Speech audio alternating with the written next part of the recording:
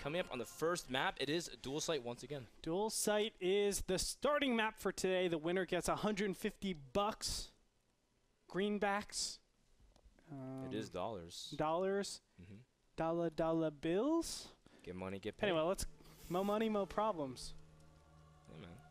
Mo money, mo problems. In the mid right-hand position as the yellow Terran, we have AT and ClouD. Alternate attack. In the mid left-hand position, we have the blue Protoss, which is Fnatic Raid Call NightEnD.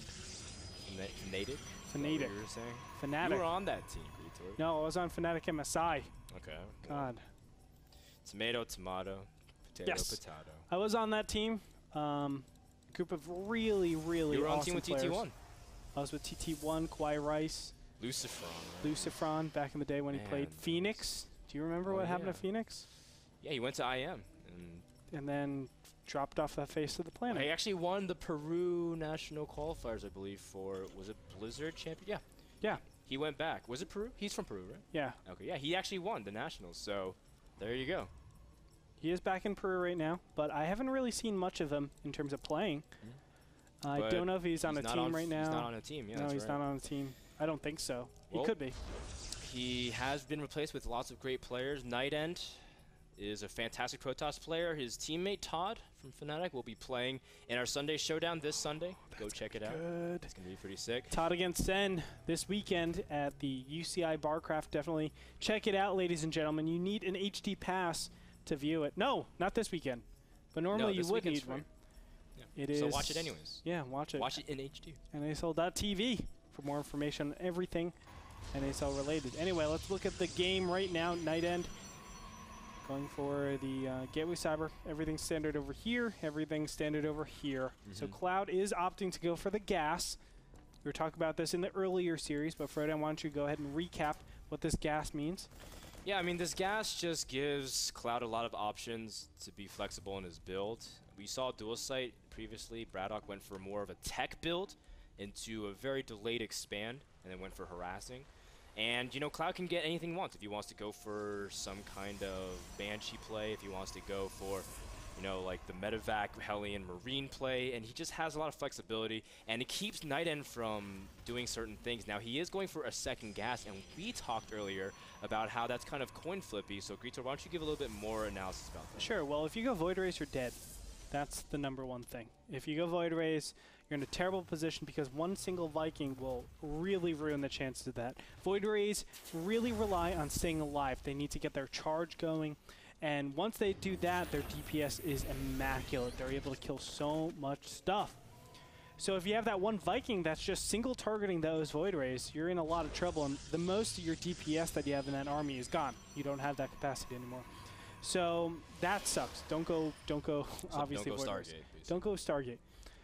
What else can you go? You can go Dark Templars, which aren't really good against 1-1-1. Destroys that. Fast Robo. You can go Blink. That's sometimes you're in an okay situation, but normally you want to go just mass units. I think the best continuation to actually kill something like a 1-1-1 is actually 4-gate. But you have to know your opponent is doing 4-gate and not going for something like Cloak.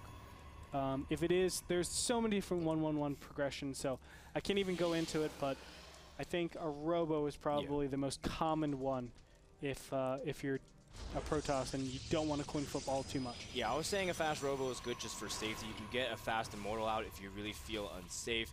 At the same time, you can also get the Observer just for some scout, of course. The downside is it takes a very long time. Oftentimes when you get that first Observer out and you scout, that is when the Cloak Banshee decides to come in kind of situation. Exactly. So we'll see what NightEnD chooses to do here. He's actually going to expand immediately without a Robotics, and I would really recommend him to try to get one as soon as possible. But for now, ClouD, he does have a naked factory and a naked barracks, just making medevacs and helmets. Now this is interesting because right now NightEnD has said, I'm going to die against any 2 barracks play, but in the event that it's not 2 barracks, I'm really situated. You can see the production is already up. He has all 3 warp gates. He has his Robo on the way. He will be able to get a scout in a good time. And on top of that, he has his Nexus on the way.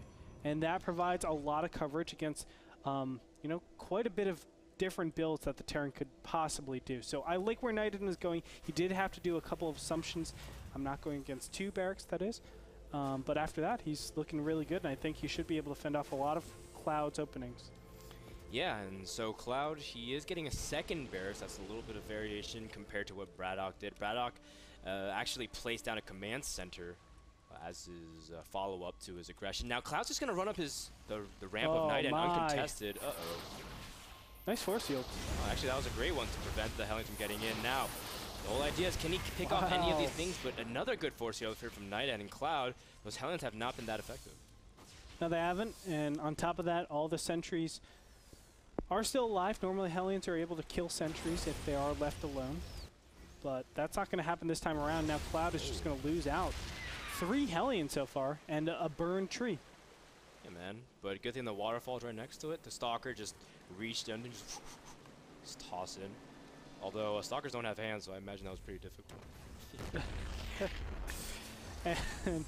And off of this, it looks like ClouD is just going for some huge push. It's probably going to be some sort of 2 siege tank push.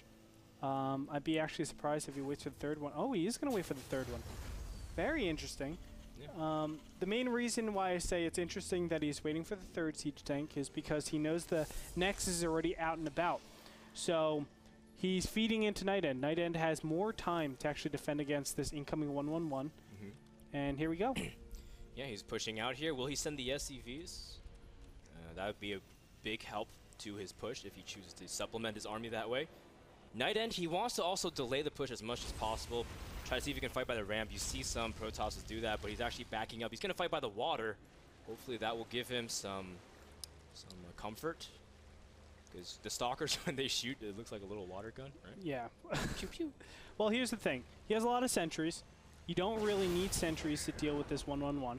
So let these sentries actually give you more time. Force shield off, and all you need is 1 round of Guardian Shield, and you're okay. So this is correct. I like what we're seeing here.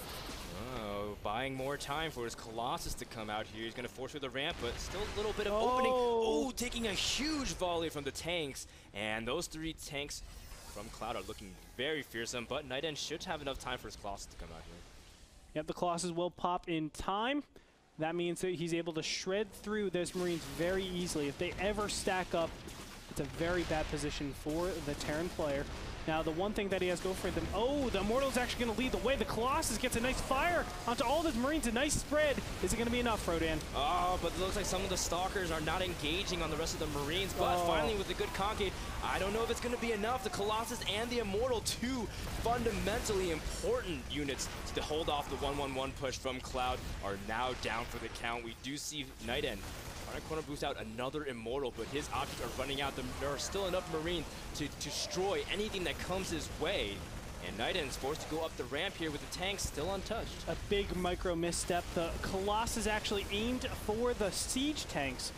You want to aim for those Marines. The Marines are the ones that are doing so much damage. Because of that, all of the siege tanks were actually able to just pick off that single Colossus, and the Marines are now a lot stronger. Yeah. Unfortunate for NightEnD. There it is. GG comes out, and ClouD will take the game number 1. Yeah, we see ClouD managed to get a good engagement. The Colossus was attacking the tanks, and the Immortal was attacking the Marines. It was just not a good engagement whatsoever from NightEnD, and it's a little disappointing because that means I'm 1 game away from going 0-3 in my predictions. And I'm going to go 3-0. Yeah, well, you have to win sometime today, Andre. That's all I'm going to say. I've been like 7-1, dude. 7-1 going Protoss. Anyway, ladies and gentlemen, we're going to go to a short commercial break.